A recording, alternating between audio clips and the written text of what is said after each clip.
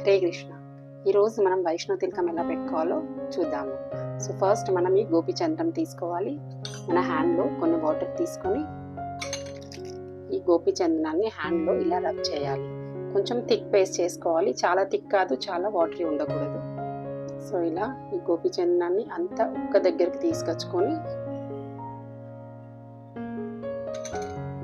చేర్చుకోవాలి. ఇప్పుడు మన ఈ రింగ్ ఫింగర్తోని మనం ఇలా పెట్టి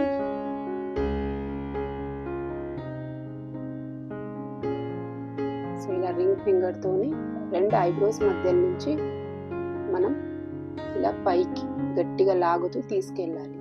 ఒక క్లాత్ తీసుకొని దీన్ని సైడ్కి వెళ్ళి కొంచెం నీట్గా క్లీన్ చేసుకోవాలి.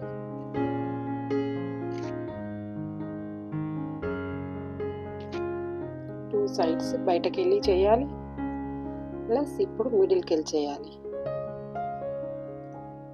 మనకు సో ఈ రెండు లైన్స్ అంటే ఏంటి? ఈ రెండు లైన్స్ అంటే కృష్ణుని పాదాలు.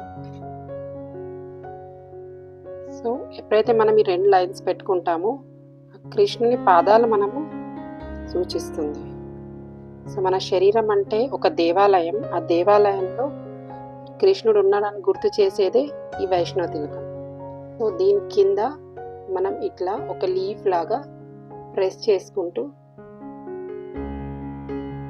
పెట్టాలి. దీన్నే తులసి పత్రం అంటారు. సో తులసి పత్రం లేనిది కృష్ణుడు ఎప్పుడు కూడా మనని స్వీకరించాడు. సో ఇలా మనం ఈ వైష్ణవ తిలకం పెట్టుకోవాలి. మనం రెగ్యులర్గా పెట్టుకునే బొట్టు కూడా పెట్టుకోవచ్చు. సో ఈ వైష్ణవ తిలకం మనకేం సూచిస్తుంది? మన శరీరం ఒక మందిరం, ఇంకా మన మందిరం దీంట్లో ఒక భగవంతుడు నివసిస్తుందని సూచిస్తుంది. అందుకే ఈ తిలకం, పవిత్రమైన తిలకం పెట్టుకున్నప్పుడు మనం మన భగవంతుని పైన ధ్యానం చేయొచ్చు.